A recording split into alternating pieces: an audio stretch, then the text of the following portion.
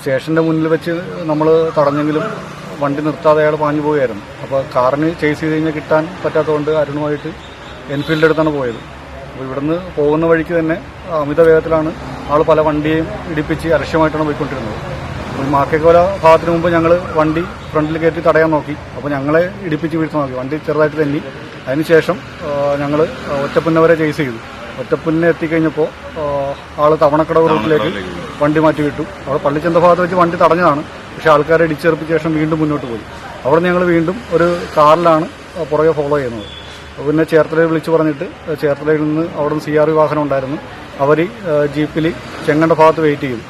അപ്പോൾ വണ്ടി പല അപകടങ്ങളും ഉണ്ടാക്കുന്നതുകൊണ്ട് ചെങ്ങണ്ടയിൽ നിന്ന് വീണ്ടും വന്ന് തിരുനെല്ലൂർ ഭാഗത്ത് അവർ CRV വെട്ടി ബ്ലോക്ക് ചെയ്തെങ്കിലും അവിടെയും കിട്ടിയില്ല. അവിടെ നിന്നും വണ്ടി വെട്ടിച്ച് ആൾ പോയി. ചെങ്ങണ്ടയിൽ നിന്ന് നേരെ കാളികുളം ഭാഗത്ത് വെച്ചിട്ടാണ് നിയന്ത്രണം വിട്ട് ഒരു സ്കൂട്ടറിലിടിച്ച് അതിനുശേഷം ഒരു കാറുമായിട്ട് കൂട്ടിയിടിച്ചാണ് നിൽക്കുന്നത്. അപ്പോൾ 20 കിലോമീറ്ററോളം ഇവിടെ നിന്ന് തന്നെ നമ്മൾ ചേസ് ചെയ്താണ് അവിടം വരെ എത്തിയത്. ഒരുപാട് പേർക്ക് പരിക്കും സംഭവിച്ചിട്ടുണ്ട്. പിന്നെ കുറേ ചെറുപ്പക്കാർ ബൈക്കിൽ ഞങ്ങളൊപ്പം ഫോളോ ചെയ്ത് പിടിക്കാൻ വേണ്ടിയിട്ട് ഉണ്ടായിരുന്നു. പിന്നെ പള്ളിച്ചന്ത ജംഗ്ഷനിൽ വെച്ചിട്ട് ഈ കാറൊന്ന് തടഞ്ഞു നിർത്താൻ നോക്കിയെങ്കിലും അവൻ വീണ്ടും റൈസ് ചെയ്തെടുത്തുകൊണ്ട് പോയി. കുറേ പേര് എന്ന് വെച്ചാൽ ഇവൻ ഫ്രണ്ട് ആരെങ്കിലും വട്ടം വീണ ഇടിച്ചിട്ട് മേത്തൂടി കയറ്റിക്കൊണ്ടു പോകണമെന്നുള്ള സ്റ്റേജിലായിരുന്നു. ഒരുപാട് പേര് സഹായിച്ചു.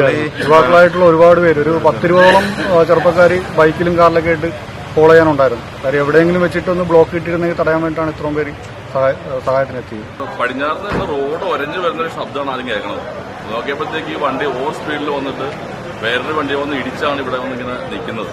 അപ്പൊ നോക്കി ഞങ്ങൾ ഇറങ്ങി വരുമ്പോൾ പോലീസുകാർ ഉൾപ്പെടെ എല്ലാവരും വന്നു, സ്പോട്ടിൽ വന്നു. ആള് ഡ്രിങ്കാന്ന് തോന്നുന്നു. പിന്നെ ഒരു പോലീസുകാരെ പിടിച്ചിട്ട് നമ്മൾ പോയി. ഇതാണ് നമ്മൾ ഇവിടെ കണ്ടത്.